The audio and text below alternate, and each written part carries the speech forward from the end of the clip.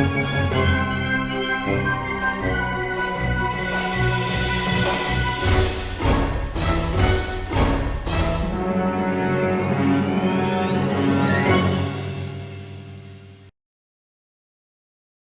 guys, it's your humble host Raquel if you prefer. So I'm back with another video. I wanted to give some thoughts about what's been going on with Twitter. No, I'm not going to read an article to you as the one that's kind of being read by everyone. I just watched the quartering cover it. It's by New York Post, and I'll put the link in the description below as well as the quartering's video.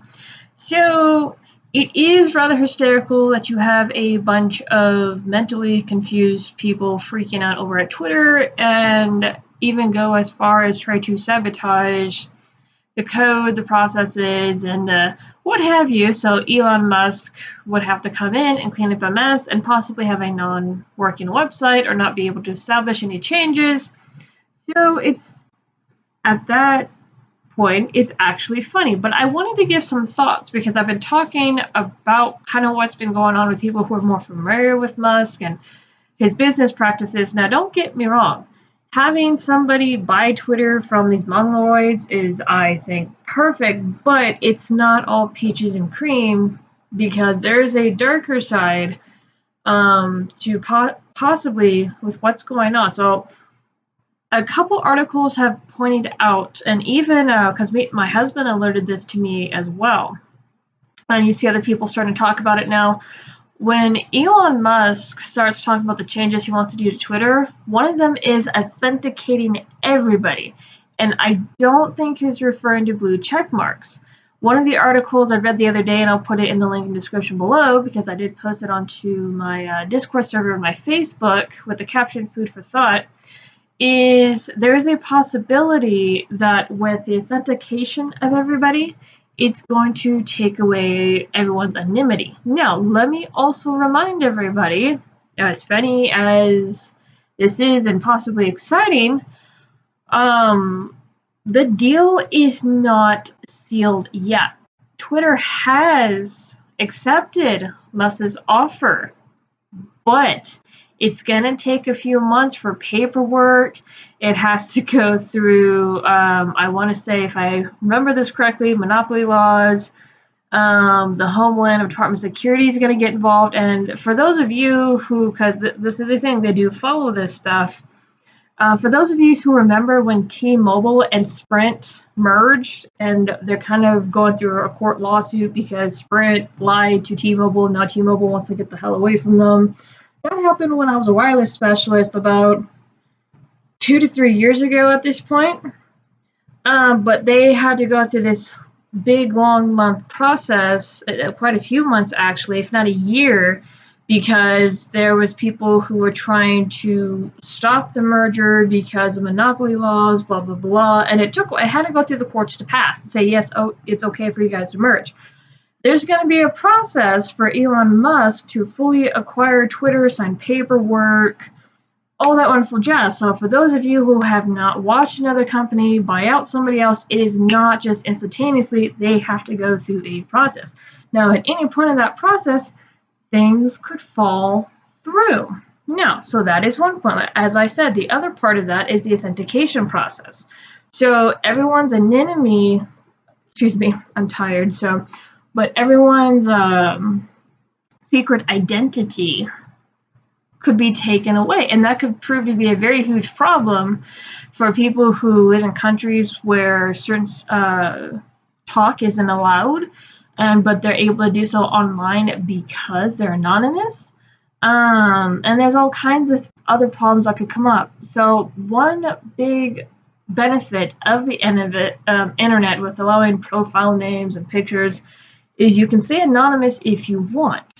And that is a double-edged sword, as everybody should know by now. The other part of, I guess you could say, this problem or the situation is it's going to be subscription-based. Twitter has to make money somehow, and from what I'm understanding, the part of the large chunk of money, I forget how much it was actually bought. Was it 44 billion, 54 billion, way more than it's worth? From what I'm hearing from reading of articles online, not all of that money that Twitter is accepting is actually coming from Musk himself, as apparently Musk borrowed money from very large corporations or banks. So there's also talk that the money where Musk got it from, those who gave Musk the money to buy Twitter, is also more than likely going to have a say with the way that Twitter operates. I do apologize if it's your article referencing, and I just don't remember. I have been watching quite a bit of videos and reading a bunch of articles on what's going on, because this is actually interesting. So, do I think Elon Musk's intentions are fully for free speech? Not necessarily. Anybody who knows how big corporations, billionaires work. No, this is a power move, this is a profit move, and this could be something a little bit more nefarious. Because let's break this down. So the people who are running Twitter right now, are stupid. Let me explain why. Because you have multiple users, and Twitter's tried to secure their platform over the past 5 years. You now have to have a phone number, an email. You have to verify that phone number. You have to verify that email. So I've been trying to make things more secure, but they've never forced anybody to truly authenticate themselves, to truly identify themselves in order to be able to use the platform. With me so far. Now, with the blue checkmark process, from what I understand, you do have to verify who you are or who your brand is, and it takes a little bit, but that's only if you want a blue checkmark, which you could be approved for or denied.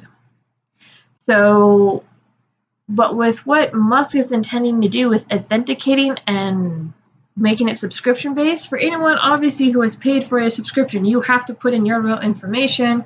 This is your address, this is your credit card information. So there's going to be a lot more information required if this goes through to actual subscription based. That is going to be a way to authenticate everybody, because that at that point is going to have your personal address, your zip code, your debit card / credit card information, who you really are. So are you guys with me so far?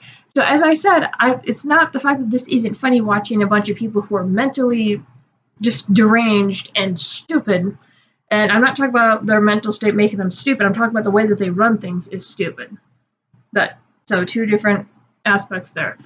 But you have people who are they want a safe space, and you have bigger people, more powerful corporations that want to use Twitter now for something completely different. Now, am I saying that Elon Musk is some sort of agent or no, that's not what I'm saying. And I've spoken to people who are more familiar with his business practices. I'm not talking about personally know him, but how do I put this? Are just more familiar with him and his dealings. That's all I'm going to say. So they're not really in favor of the guy. I think him taking over the platform is hilarious, but at the same time, I understand that this is not for freedom of speech, enforcement of the First Amendment. It has nothing to do with it. That is just the puff and smoke and the pretty paint that is going over this entire thing. There is something more intricate, and I almost want to say maybe nefarious going on here, because the fact that you have a billionaire who just bought out all of Twitter. Granted, the deal has yet to be solidified, which is going to take a few months, maybe 6 months, maybe to a year. It has to go through courts, and it has to be actually approved and allowed. Just because a business accepts a offer does not mean they're actually allowed to accept that offer legally. There's a whole ball of wax to that sort of thing. Again, look at the merger between Sprint and T-Mobile, and then also you can look at, and I know this has to do with cell phones, but you could also look at Disney acquiring Fox or Verizon acquiring TracFone. For those of you who are in the cell phone business, TracFone owns Family Mobile, Straight Talk, TracFone, because there's cheaper prepaid for elderly and seniors, and then Total Wireless. So it took Verizon a full year to acquire all of that, and they just finished finishing up that deal at the second half of 2021. So there's a whole process there which could fall through at any time. Now, There's also talk of Twitter sabotaging the employees, as I already had mentioned, sabotaging their stuff. That's not good in the slightest. So that means there's a lot of stuff that's being hidden, and I am rather curious of how many accounts, because I don't know how their system works. I don't know how any of this works. Can accounts that have been suspended for more than 1 year be released? We've already seen, like, for example, YouTube. It was exposed about 2 to 3 years ago that YouTube was putting certain codes into the YouTube channels settings, so certain channels would get boosted while others get shadow banned, aka mine. Mine has been pretty much stabbed to death at this point, and I even have proof, because like the last video I put out had to do with the Grand Rapids shooting, use of force. That didn't take off like at all, and it wasn't even monetized, so my channel's dead. It's been dead for quite a few years now. Not because I'm one of those people who I'm not scared to speak out about stuff. I don't make videos as much because I'm busy and tired and fatigued and all that wonderful stuff. But yeah, so Twitter was pretty much doing the same thing, to where you couldn't even look up the person's name, saying that it does not yield results. So my Twitter account got shadow banned into oblivion. I couldn't even pull up past threads, save for like stuff to save James, all the court hearing stuff. And I even had friends try to go through and look for my name, because they're trying to find those specific threads to show to other people, and they couldn't. And speaking of which, let me remind people as to why my particular Twitter account got nuked into oblivion. So I'm going to switch over to this. So my Twitter account got nuked either the day after, because I got suspended February 16th, because that's when I made the video of 2021. Here it is. Let me see if you guys can see that appropriately. Possibly not. But it's Twitter account suspended. And so on the day after, this is a snapshot from the Save James Gifts and Go. I actually got alerted to this the next day after I explained that my Twitter account had been nuked into oblivion. So this was a kind of a coordinated attack, and I'll show you why. So somebody put trans rights rule bitches. So, and this was because I had posted this article by a trans activist saying the family unit is transphobic and must be abolished as transgender activists. So not only did I post this article on the Save James page, I posted it on the my Twitter, and it's all in this video here, which I can put a link in the description below. So that is why my particular account got nuked. Now, whether or not I'm going to get my account back, I don't think it matters too much. It started to get like shadow banned. I think shortly after the court hearing, because I was getting more vocal about stuff. I was finding other accounts who were speaking out against this stuff, among other things. And as we already know, Twitter kicked off a bunch of conservatives, kicked off former President Donald Trump, kicked off a whole bunch of people just for speaking out against the narrative that Twitter wanted to push to create this safe space and whatever. So anyway, whether or not I get my account back, at this point, it kind of doesn't matter-ish. Do I want it back? Yeah, but at the same time, if it's still shadow banned, and I haven't created a new one at all, because it's just going to get freaking nuked again. Once I identify myself, they're going to freaking nuke it. Somebody freaking sabotaged the Gifts and Go, which some of the other Save James admins had to go in, who actually helped run that, had to go in and talk to Gifts and Go's like, hey, how did somebody get onto the page? Because literally, let me show you again. In order to post an update like this, you have to have admin privileges to get into this Gifts and Go. and this was somebody from GiveSendGo's side, which is really scary and really telling, and this happened over a year ago. But still, this is in the result of this article because of what Save James stands for, because of what I vocalize against, because of what I stand for. So, yeah. So, it just, right now, it's kind of a mixed bag. Do I kind of want it back? Yes, I do. But at the same time, if it's pretty much dead in the water or if it's shadow banned, like, I don't know what Elon's going to do. Is he going to release all the conservatives' accounts? Are they able to be released at this point?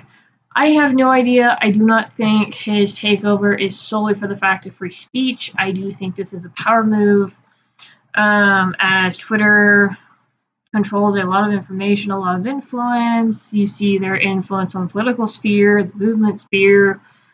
So it's pretty much going to control a large chunk of information with what gets promoted, what doesn't.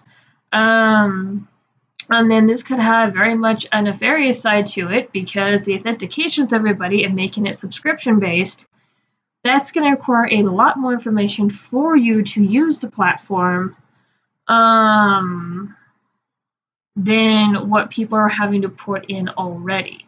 So do keep that in mind and just be optimistic, but I'd be cautiously optimistic. I would not be, oh, well, this is the best thing ever. It's like, there's a business side to this.